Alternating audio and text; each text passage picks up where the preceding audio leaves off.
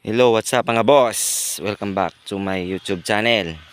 As you can see mga boss, nandito tayo sa palayan at katapos lang umulan. Papunta tayo ngayon sa ating munting manukan. Tara mga boss, samahan nyo ako at update ko kayo mamaya. Ito nga pala mga boss, naglalakad tayo sa Pilapil. Punta sa ating manukan.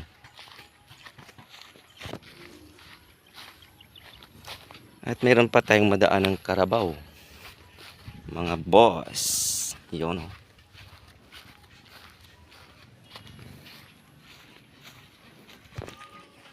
So yun na nga mga boss, nandito na tayo sa ating munting manukan. At yung ating karabaw ay nandito rin. At may daan lang tayong mangga, yung mga boss oh, mangga.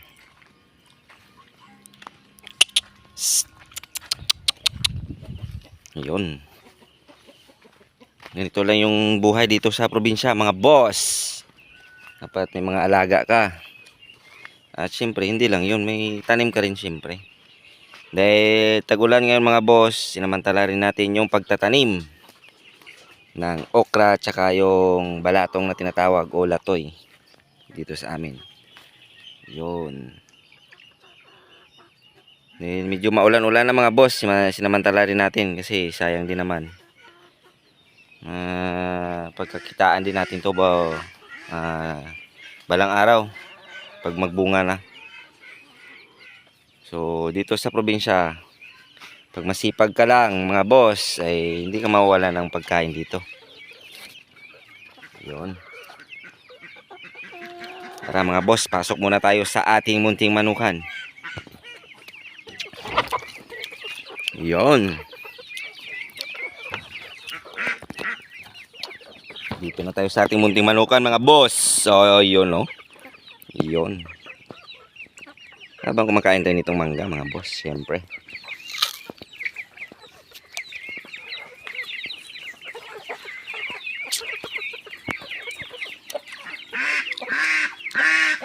At syempre mga boss, pag season ng palay mga boss, nagbibigay tayo ng palay. Ganito. Pero ngayon, dahil wala nang palay, dahil sa tag-init na, pag wala kaming feeds, ito yung pinapakain. Organic lang. Niyog lang mga boss. Para palaging may pagkain yung ating alaga. Minsan saging. So, yun lang muna mga boss at i-update ko kayo mamaya. Hindi lang manok yung pinagkakakitaan natin dito sa probinsya mga boss. Siyempre, meron din tayong alagang pato. Yun, pato tawag niyan sa amin dito mga boss. At meron siyang sisiyo mga boss. O yun. Pasensya na at naabala mga boss. Yun. Ito nga may mga sisiyo mga boss. Oh. Yun.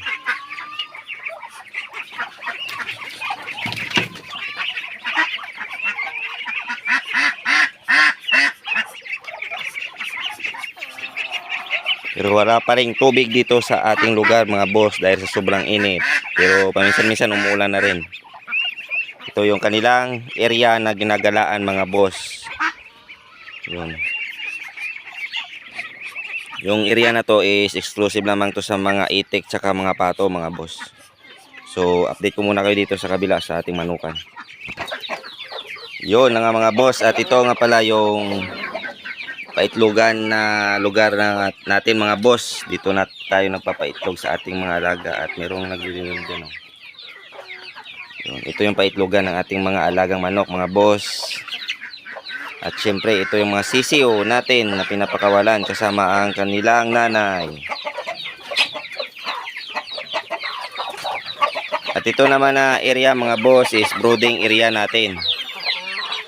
Dito tayo naglalagay ng mga bagong papisa o mga pasisiyo natin mga boss. Yan, mga sisiyo yan dyan mga boss. Ito walang laman. Ito mga boss. Yun. Ganun lang kasimple mga boss. Masipag ka lang dito sa probinsya, meron ka talagang pagkakitaan. Marami tayong mga pagkakitaan dito. Mag-alaga ng mga hayop, magtanim ng mga gulay, kambing, baboy. Pwede nating alagaan dito, pato, itik. At ito nga pala yung halimbawa mga boss, yung pag wala ka tayong pinapakain na feeds, magbibiyak lang tayo ng niyog. Yun, kakainin lang nila yan mga boss. Minsan naglalagay tayo dito ng mga mangga, gaya nito. Mangga, mga papaya, iba't ibang klaseng prutas na available dito sa ating paligid mga boss, para makatipid tayo sa patuka at pakain sa ating mga alaga. Kung saan nakikita yung mga boss, sobrang dami nila. Yun.